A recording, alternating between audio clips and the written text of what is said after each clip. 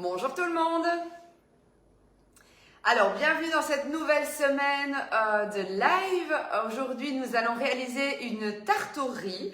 Je me suis dit, pourquoi pas, avec une vraie recette comme chez nous. Alors, nous allons faire une tarte au riz et pour les Liégeois, puisqu'il faut savoir que nous avons l'institution de la tarte au riz qui se situe vers Tancrémont. Et donc, nous allons essayer de concurrencer la tarte de Tancrémont. On va essayer en tout cas.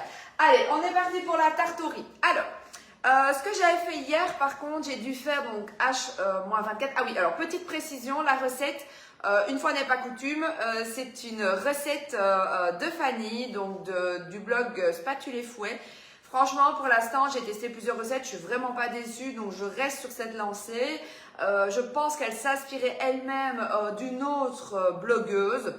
Mais de toute façon, je vous mettrai le lien de la recette de Fanny et puis je vous la mettrai en version Thermomix. Du coup, aujourd'hui, donc la tarte au riz de Tancrémont, elle demande une préparation la veille, d'accord? Donc, il faut qu'au minimum, le riz au lait ait pris une nuit au frigo, donc 24 heures. Donc, hier soir, j'ai fait une recette de riz au lait. Alors, j'ai retesté une nouvelle version de la recette de riz au lait. Je vais la retester une fois ce week-end avant de vous mettre la recette parce que c'était pas cuit après 40 minutes à 90 et 5 minutes à 95 degrés. Or, tout le monde disait, parce que c'était la recette Coocomix, qu'elle était top. Et au final, ben voilà, il manquait de la cuisson. Donc là, je vais la retester ce week-end parce que pour moi il faut rajouter une demi-heure, mais je me demande si l'erreur que j'ai pas commise c'était de mettre en sens inversé. Donc après quand je l'ai remis en sens normal, voilà, pour moi ça ne devait rien changer. Donc je suis voilà, avant de vous reposter cette magnifique recette, par contre le riz au lait est une tuerie parce que c'est vrai que la recette que je faisais sur Cookie Dough, je la trouvais parfois pas assez cuite, je trouvais que ça manquait de saveur. Ici, vraiment, voilà.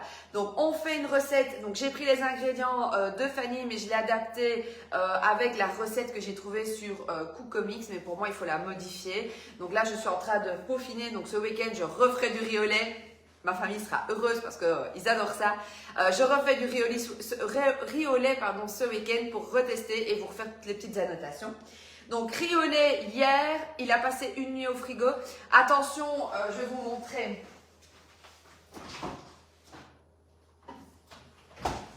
Ici, vous devez filmer au contact. Alors, moi, je l'ai laissé dans mon bol parce que Fanny disait qu'il fallait mettre un œuf dedans, qu'on devait mélanger. Ben, forcément, nous, on ne va pas le faire à la main. Et donc, je me suis dit, comme j'ai deux bols, je vais laisser ma préparation dans mon frigo, dans mon bol. Je mettrai un œuf et je remélangerai en sens inversé, puisque le principe est de ne pas casser le riz. Mais ici, ben, avec le sens inversé, on n'aura pas ce problème. Donc ici, on a notre riz au lait. Je vais le laisser dehors parce qu'on n'en a pas pour longtemps au niveau de la pâte. On s'en occupera juste après. Ce qu'on va faire maintenant, c'est qu'on va faire notre pâte levée pour pouvoir faire notre fond de tarte au riz. Alors, ce que j'ai juste fait aussi avant, c'est mon beurre pommade. D'accord? Donc, j'ai juste fait du beurre pommade. Il faut savoir qu'avec le Thermomix, pour faire du beurre pommade, vous devez simplement mettre, ici, il n'y a que 30 grammes de beurre. Donc, j'ai mis mon fouet et j'ai mis 10 secondes en vitesse 4 et vous avez du beurre pommade. Donc, quand dans une recette, il vous demande un beurre pommade et puis que chaque fois vous hésitez à ce que vous devez faire avec votre beurre pommade, en fait, un beurre pommade, c'est un beurre qui va être un petit peu, qui ne doit pas être liquide, mais qui va juste être travaillé. Alors, d'habitude, on le travaille toujours un peu à la fourchette ou au fouet ou que sais-je, chacun a sa technique. Mais du coup, ici avec le Thermomix, vous mettez votre fouet, 10 secondes, vitesse 4. Si maintenant vous avez une plus grosse quantité de beurre à faire en beurre pommade, n'hésitez pas à monter vers les 30, en tout cas entre 30 secondes et 1 minute 30 pour vraiment avoir un bon beurre pommade. Ça va vraiment dépendre de la quantité de beurre que vous allez mettre dans votre bol. Donc, j'ai préparé mon beurre pommade juste avant. J'ai juste rincé mon bol à l'eau. J'ai même pas fait la vitesse turbo cette fois-ci parce qu'il y avait pas, c'était pas nécessaire et en plus c'était un peu gras. Donc, du coup, juste une petite éponge à l'intérieur et mon bol est prêt. Alors, qu'est-ce que je vais faire ici? Je vais mettre le lait. Alors, je vais mettre 50 grammes de lait. Donc, je vous rappelle, sur le Thermomix, on a une balance qu'on peut activer et donc on n'a plus besoin de peser dans autre chose. Donc, on va mettre 50 grammes de lait. Ah, je vais essayer d'être précise aujourd'hui.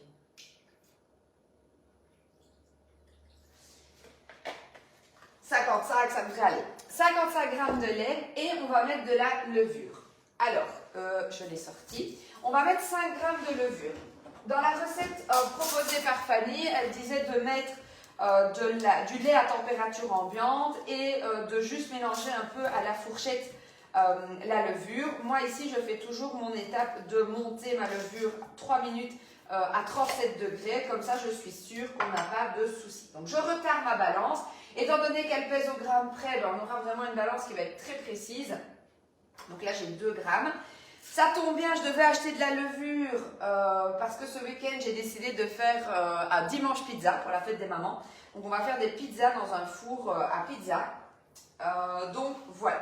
Donc on va tester la recette de pizza puisque je vous l'avais dit la semaine passée, j'attendais des épices à pizza, de l'huile pimentée à pizza, etc. de chez Guy de Marle.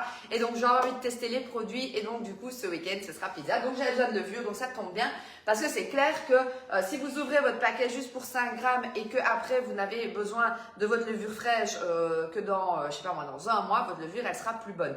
Donc ce que vous faites dans ce cas-là quand vous avez ouvert un paquet et que vous n'en avez pas toute l'utilité, n'hésitez pas à l'émietter, à le mettre dans un bocal, enfin dans un Tupperware et de le mettre au congélateur. Attention, pas le mettre sous vide pour celui-ci puisque ça va tuer les bactéries. Or, les bactéries, c'est ce qui fait que votre pâte va lever, donc pas sous bicève pour la levure. Du coup, vous mettez dans un Tupperware classique. Vous les mettez et vous la mettez au congélateur et quand vous en avez besoin, vous la sortez. Attention, quand vous travaillez de la levure fraîche qui a été congelée, vous ne la décongelez pas avant, d'accord? Sinon, vous allez tuer les petites bactéries qui vont justement faire pousser la pâte. Donc, vous la travaillez congelée. Ça, c'est très important. Ne commencez pas à la décongeler. Et c'est pour ça que vous devez l'émietter parce que sinon, vous ne pourrez pas prélever la quantité nécessaire pour pouvoir faire une autre préparation avec. Moi, j'ai fait beaucoup ça pendant le Covid. Parce que pendant qu'on était confinés, j'avais acheté 500 grammes de levure chez un boulanger et j'avais émietté ça dans mon congélateur. J'en avais tout le temps quand je vais faire du pain, etc. Donc vraiment, ça c'est très pratique. Donc ici, on a 5 grammes de levure pour 50 grammes de lait. Et je vais aller réactiver tout ça simplement 3 minutes à 37 degrés. Et en vitesse 2. Ça va? Donc ici, on va réactiver notre levure, c'est ça le but. Et alors après, on va aller faire une pâte, comme elle appelle ça, une pâte levée. J'ai pu voir quand même que dans ce type de recette, on a l'impression que c'est une pâte un peu briochée aussi. Donc du coup, voilà, on va voir. C'est la première fois que je fais ma tarterie de cette version-là maison. Mais c'est la vraie recette de tarterie comme on la mange chez nous. Alors, j'ai prépesé le sel et le sucre parce que Fanny disait qu'il fallait être très précis. 2 grammes de sel et 2 grammes de sucre pour ne pas avoir la pâte qui brûle. Donc, il ne fallait pas plus que 2 grammes de sucre.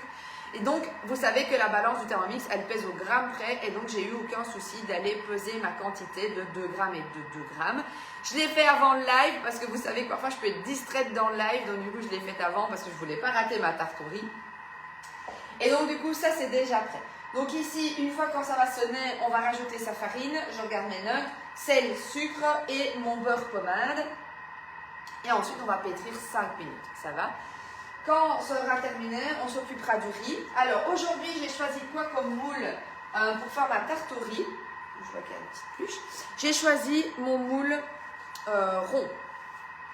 Donc ça, c'est mon rond basique. Alors, qu'est-ce que je vais faire dans ce type de moule à pâtisserie? Vous savez, hein, je vous l'ai déjà dit, Gabin en cuisine pourra bien vous conseiller. Mais qu'est-ce qu'on va pouvoir faire dans ce type de moule? Alors, on peut faire clairement notre tarte ici. Ça va remplacer tous les moules à pâtisserie qu'on avait classiquement. Puisque je vous rappelle que dans les moules Guy de Marle, on n'a pas de matière grasse à mettre, ni de farine, etc. à mettre dans son moule pour qu'on puisse bien le démouler. C'est ça qui est génial, c'est que vous allez mettre votre préparation. Voilà, il est comme ça. Et je vais mettre mon fond de tarte dedans et il n'aura aucun souci. Qu'est-ce que je peux faire là-dedans? Je peux faire donc des tartes, forcément. Je peux aller faire des brioches. Si vous voulez faire des cinnamon rolls, vous avez cette forme ronde qui est assez sympa. Mais je peux aussi cuire mes légumes. Si je veux faire des petits légumes cuits au four avec un petit peu de sel, un petit peu d'huile, des petites patates douces, etc. Je peux utiliser ce genre de moule pour pas salir mon four. Ça marche très bien.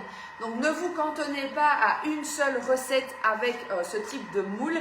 Il va vraiment se décliner à l'infini. Il y a le carré aussi dans la même famille et on a le rectangulaire familial. Là, pareil, en fait, ça peut vous servir de récipient. Ça remplace vos Pyrex que vous aviez avant, etc. Donc, n'hésitez pas à détourner aussi l'utilisation. Donc, ici, ma tarterie va être dans celui-ci. Alors pourquoi est-ce que j'ai pas pris un moule décoré comme un moule marguerite, tournesol, un moule par qu'on a chez Guy de Marle? Tout simplement parce que si j'utilisais ces moules-là, on n'aurait pas vu le dessin. Le dessin, il est en dessous. Or ici, je ne vais pas retourner ma tarte au riz. Je vais la laisser sur le dessus. Enfin, je vais juste la démouler, mais elle va se présenter comme ça. Donc du coup, je ne vais pas la retourner pour voir mon dessin qui est souvent dans le fond de mon moule. Donc aucun intérêt. Donc du coup, ici, je pars sur un rond classique. Alors ici, donc ma levure a été réactivée avec mon lait et maintenant je vais y mettre ma farine. Alors je rallume ma balance. Hop. Je vais aller mettre 100 g de farine.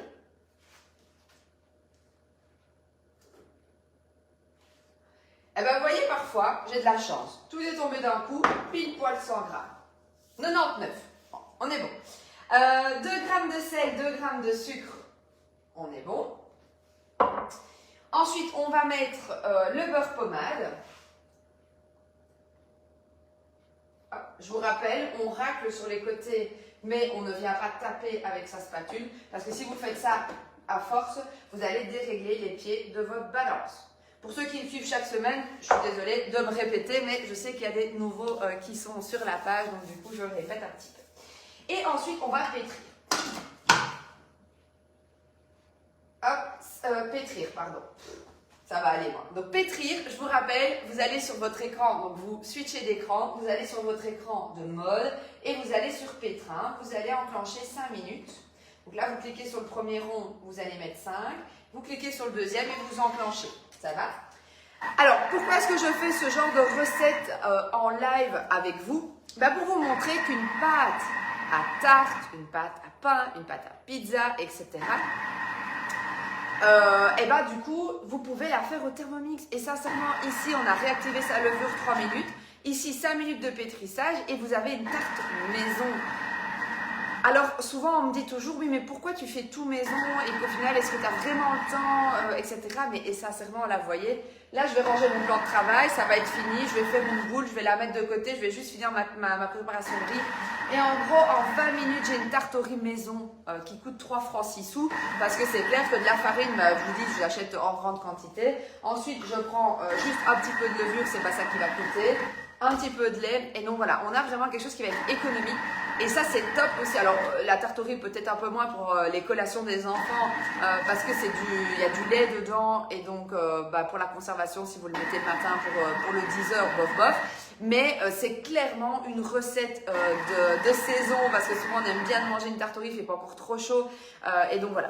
Donc je me suis dit que ça pouvait être sympa, mais vous montrer que toutes ces pâtes, faites-les maison. Vous avez des pâtes brisées, pâtes feuilletées, vous allez pouvoir aller sur des pâtes levées, comment faire des pâtes à brioche. Voilà, tout est possible avec le Thermomix. La seule chose, c'est que j'ai parfois des gens qui me disent « Oui, mais j'ai l'impression de ne pas l'utiliser au maximum. » Ça ne veut, vous le savez, je le dis tout le temps, strictement rien dire. C'est parce que c'est vous qui n'êtes pas assez curieux que pour essayer des recettes. Tester une pâte briochée, c'est pas compliqué. Vous suivez une pâte briochée et vous la suivez. Moi, je fais en version manuelle parce que je m'amuse avec vous à vous reconvertir des recettes qui ne sont pas forcément des versions Thermomix. Mais si vous voulez faire la tarte au riz qu'il y a dans Cookidoo, vous pouvez la faire. C'est juste que moi, je recherchais une saveur, comme j'ai fait avec mes boulets liégeois, comme j'ai fait avec ma potée aux carottes, comme j'ai fait avec ma salade liégeoise. Je recherche des saveurs du terroir. Et donc ici, moi, je tiens à vous partager une recette qui, elle, va me plaire. Ça va? Je regarde juste les commentaires, comme ça, je crois que j'ai vu passer des petites choses.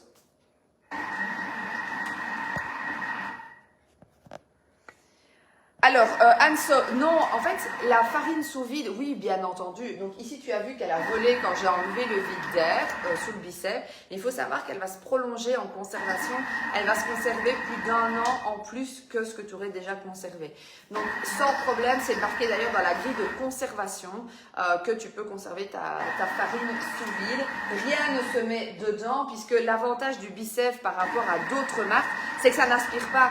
J'ai une cliente qui avait acheté une autre marque suisse de mise sous vide comme ça dans des bocaux, pas forcément, je ne crois pas que c'était du verre, mais c'est du plastique assez dur.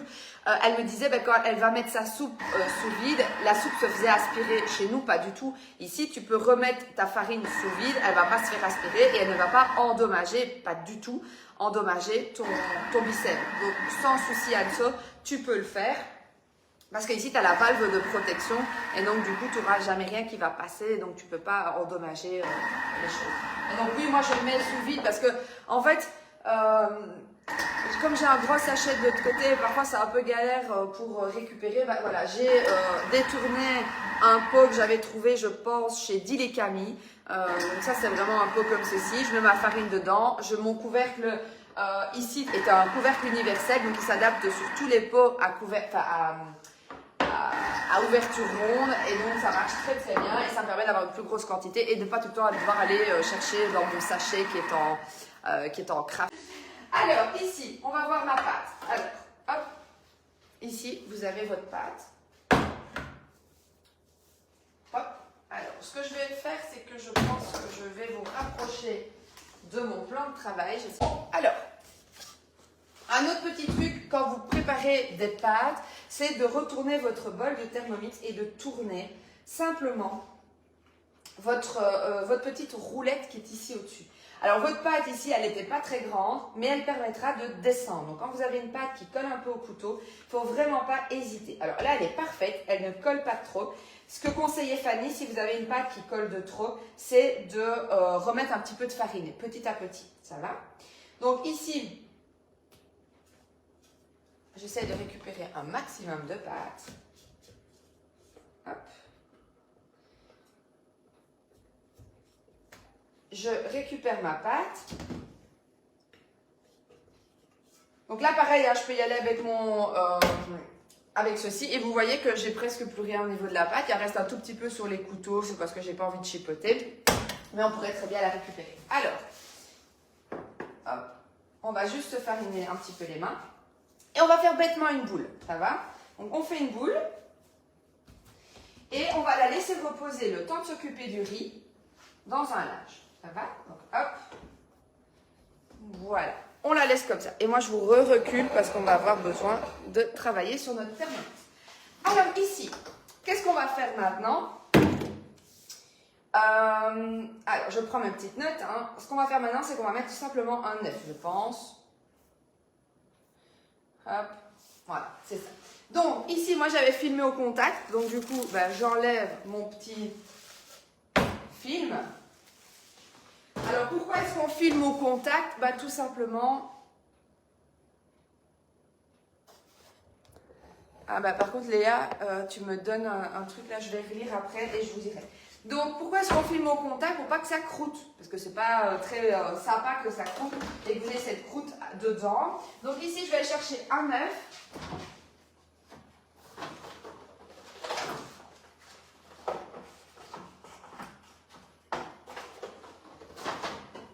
Alors, autre chose, c'est que j'ai allumé mon four à 220.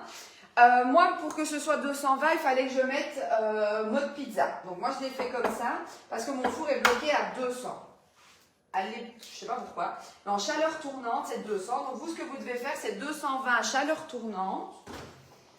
Et vous devez mettre votre grille au fond de votre four.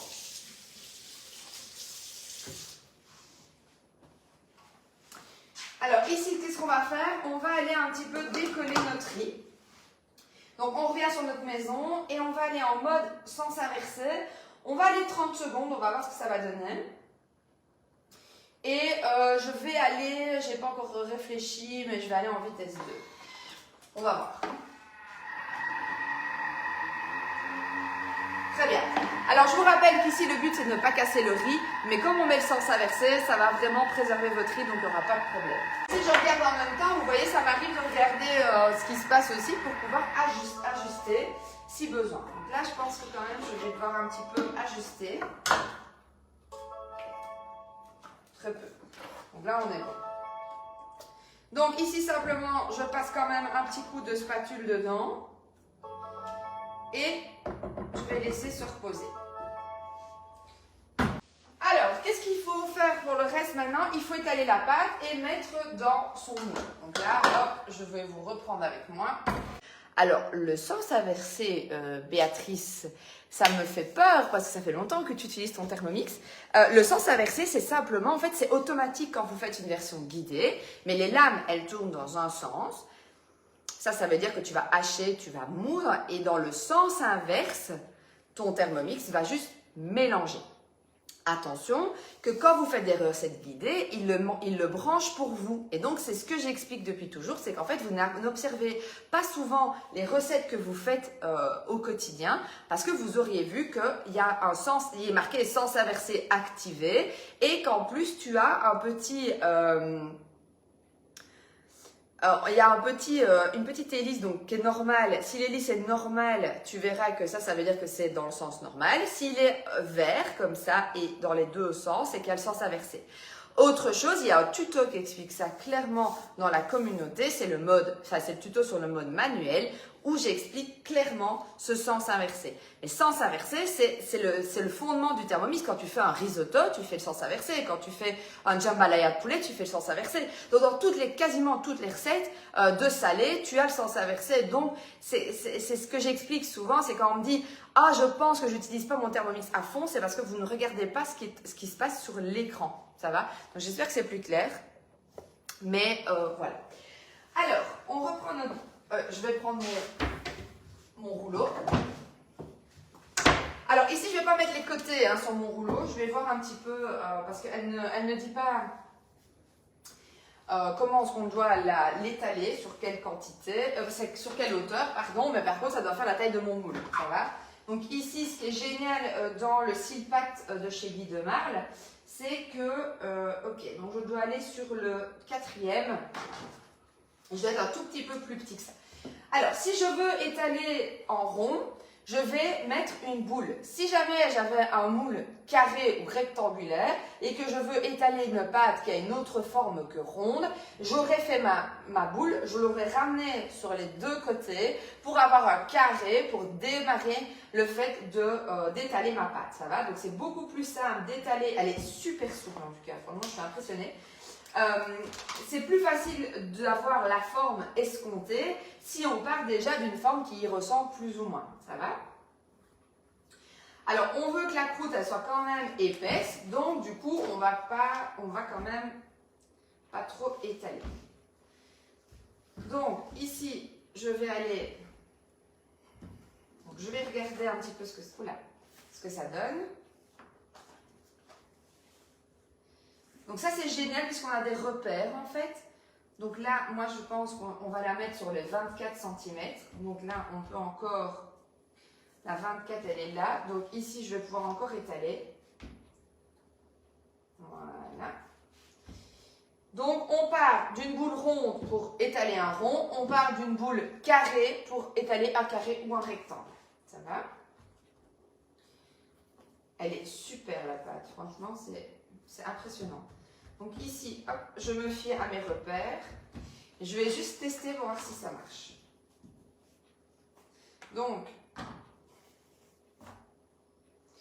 il faut que je l'étale encore un tout petit peu. Parce que j'ai besoin qu'elle monte en hauteur quand même. Vous voyez, la tarte au riz, elle a quand même un petit rebord. Donc, je vais quand même l'étaler un tout petit peu plus. Parfait. Ça va, j'espère que vous voyez quand même plus ou moins bien ce que j'ai fait. Donc là, on est bien. Donc, je vais aller venir installer ma pâte dans mon moule. Je le fais d'ici parce que je pense que vous voyez bien. Alors, ce que je vais faire, c'est simplement la faire remonter un petit peu. Alors, Fanny, elle appelle ça, il ne faut pas lui faire des bleus. Donc, ça veut dire qu'il ne faut pas Donc, il faut la faire remonter sur les bords. Vous voyez, ici, elle n'a pas... Je l'ai étalée sans faire exprès. Voilà, je l'ai un peu maltraitée. La pauvre.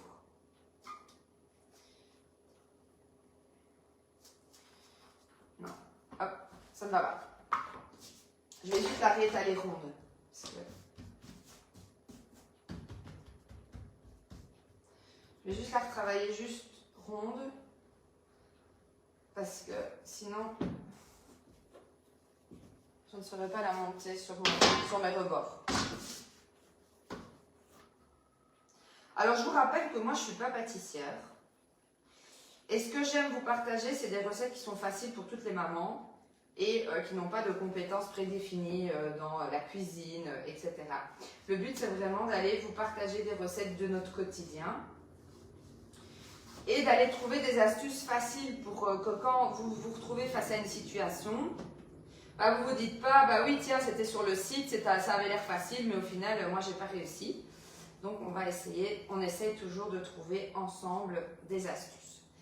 Donc, ici, je la fais monter sur les bords. Il faut juste que je la fasse monter. Donc, hop, avec les mains, elle est tellement souple que...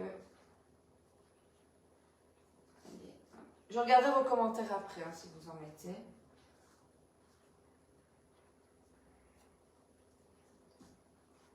Voilà.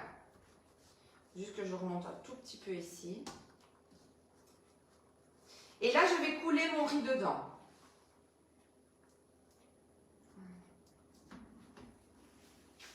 Je vais couler mon riz. Hop. Donc, je mets mon riz dedans. Il a une belle couleur puisqu'il y a un œuf.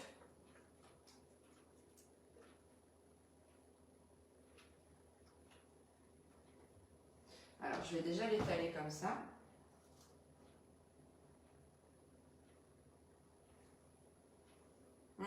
Ça a l'air trop bon. Je me réjouis trop de déguster. Alors, comme je fais un petit régime pour le moment, pour ceux qui ont suivi, je vais aller l'offrir à mes voisins qui travaillent durement. Et donc, voilà. Je vais goûter celle-ci un petit peu, mais je vais aller leur offrir pour tout le dur labeur qu'ils ont, puisqu'ils construisent leur maison. Allez, je récupère. J'ai encore de la place pour mettre. Alors, je pense que Fanny prévoyait 24 cm. Moi, je ne sais pas combien je suis là. Mais de toute façon, je suis juste bien. Ça va? Donc, on est bon. On a tout mis. Alors, maintenant, on va aller dorer le dessus. Ça va? Mais le riz au lait, il est juste une tuerie. Franchement, je trouve que cette recette est vraiment parfaite. Je vais aller... mettre du jaune sur mon dessus. C'est là que mon œuf tombe. Non. Donc, je regarde juste mes notes. Et dorer la tarte avec un œuf. Donc, c'est même pas que le jaune. Attends, ça. L'humidité, passer le plus longtemps possible avec. Avec un œuf légèrement battu. Donc, parfait. Donc, c'est tout l'œuf. Je pensais que c'était que le jaune. Je me suis trompée.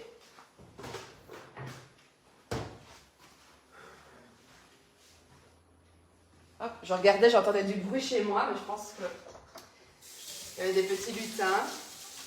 Alors, donc ici, je vais simplement le mélanger un tout petit peu.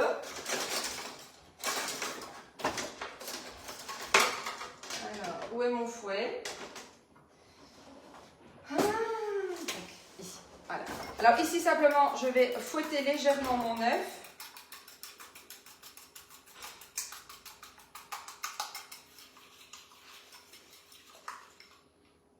Hop. Et je vais venir avec un pinceau. Elle a l'air trop bonne cette tarte. Je vais aller. Alors, ce qu'elle dit, c'est de ne pas faire trop sur les côtés parce qu'elle va brûler sinon. Donc, pour pas qu'elle brûle, on ne met pas trop sur les côtés. On en met plutôt. Et je pense que c'est l'irrégularité de la dorure qui fait que dans toutes les tarte au riz, vous avez des côtés qui sont plus brûlés, plus cuits que d'autres.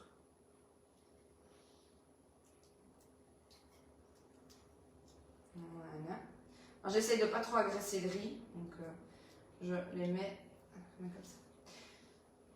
Donc voilà. Alors on est parti pour 25 minutes de cuisson. Bien sûr, je vous mettrai le résultat de cette magnifique recette. Mais j'espère quand même que cette recette vous a plu. Et donc je vous montre quand même. Vous avez vu? C'est quand même sympa. Je vous montre le résultat quand c'est terminé. J'espère que ce type de recette vous plaît. Ici, il me manquait un peu, Fanny l'a marqué sur son blog, mais c'est vraiment ça, il me manquait une tarte au riz sur mon blog. Donc du coup, voilà, alors j'ai ma taque qui déclenche. Alors quand je vous dis que vos Thermomix, vous ne devez pas les mettre sur vos taques de cuisson, vous avez vu ici, j'ai simplement mis ma plaque alu de chez Guy de Marle et ça a détecté. Donc ok, ça ne va pas chauffer, mais ça s'entend directement. Donc tarte au riz, super facile, franchement je sais pas depuis combien de temps on est en live, mais franchement un peu chipote pour vous l'expliquer, etc. Donc du coup on a perdu un peu de temps, mais c'est super simple, faites nos tartes au riz maison. Et donc voilà, ça donne trop envie. Bah écoutez, j'espère vraiment que cette recette va vous plaire. Je vous mets bien sûr le résultat en vidéo. Je vous mettrai le lien de la recette d'origine de chez Fanny et vous n'aurez plus qu'à suivre mes adaptations que j'avais faites pendant le live. Ensuite, bien sûr, ce sera retranscrit sur mon blog, donc www.stéphaniebertini.be. Mais c'est vrai que sur ça, on est un peu lent pour la retranscrire. Mais je vous mets toujours demain, je vous posterai le résultat et le lien vers la recette. Donc le lendemain des lives, c'est toujours, parce qu'on m'a posé la question, les lendemains des lives, il y a toujours la recette postée avec un lien vers la recette. Si c'est Cookie Doux, si c'est Cocomix, si c'est une recette d'un autre blog, c'est noté. Et puis après, il faut juste attendre que ce soit retranscrit pour avoir la vraie recette retranscrite par mes soins. Mais ça peut déjà vous aider avec le live et avec la recette d'origine. N'hésitez pas à partager si vous avez des amis qui ont envie de tester la tarte au riz, c'est le moment. Il va faire beau ce week-end pour les mamans, ça peut être sympa d'aller faire une petite tarte au riz maison.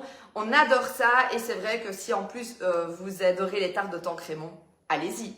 Allez, je vous fais des gros bisous. N'hésitez pas à partager la page, n'hésitez pas à partager la vidéo d'aujourd'hui. Je vous embrasse très très très fort. À très vite et à jeudi prochain.